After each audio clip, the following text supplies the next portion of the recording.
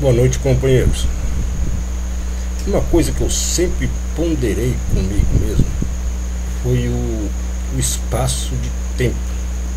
O espaço de tempo que nós conhecemos da existência. É claro que alguns dizem ali que nós temos cerca de 6.300 anos, mais ou menos, que são os criacionistas. Os evolucionistas dizem que temos milhões, bilhões de anos, ali a Terra, ali a evolução, todas essas coisas. Não, tudo bem, teve um tempo prolongado de bilhões de anos. Mas se compararmos o espaço de tempo de bilhões de anos num ponto da eternidade, no ponto em que houve um princípio e uma eternidade anterior, e a eternidade que ainda continuará, então eu fico pensando, puxa, é um ponto muito insignificante na escala do tempo, a nossa contagem de existência.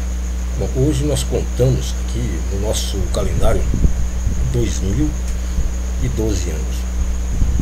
Poxa, veja bem, uma civilização, uma humanidade que tem cerca de 6.500, 6.300 anos, ter iniciado a contagem do tempo há apenas 2012 anos é um espaço curto.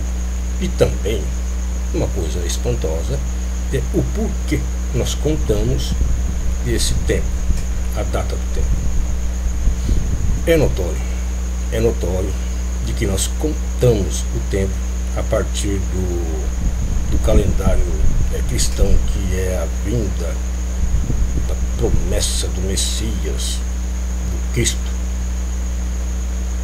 Porque aí tem também assim, uma relação dessa forma. Antigamente, antes da aliança, antes de Jesus, cada rei que nascia, então contava-se o tempo dele. Era o ano primeiro do rei fulano, pelo tempo em que ele vivia. Depois que ele morria, então era coroado um outro rei.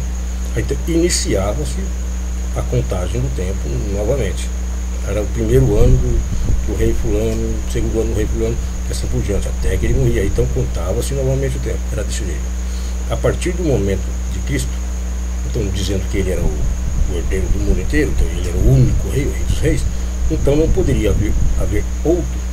Então começaram a contar o espaço do tempo a partir do momento em que o Cristo foi crucificado, coroado como o rei dos reis. É isso que se espera. Bom, temos a contagem de 2012 anos, um espaço muito pequeno dentro de uma eternidade. Muito pequeno também é se pensarmos que temos bilhões de anos. Mesmo bilhões de anos é um ponto insignificante em uma eternidade. Bom, isso tudo eu penso.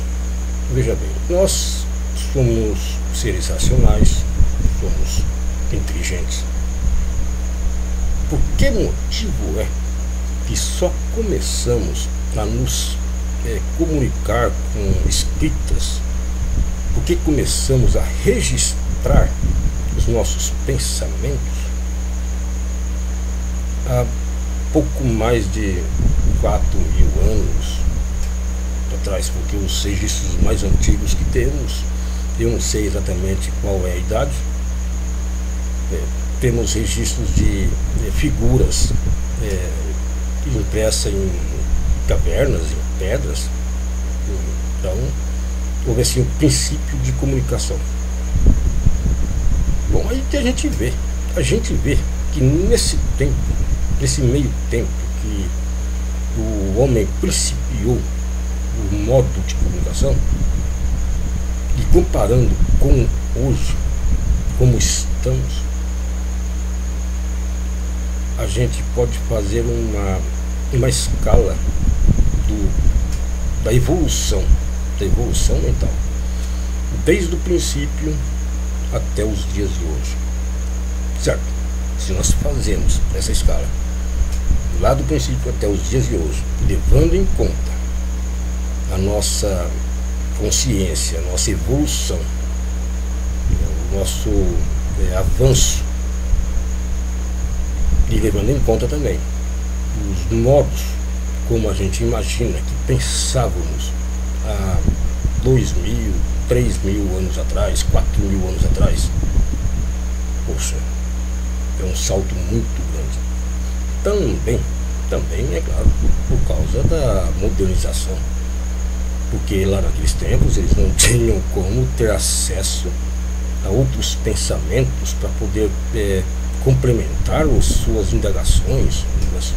Os gênios de antigamente não tinham como se informar, mas eram tão inteligentes quanto os gênios de hoje.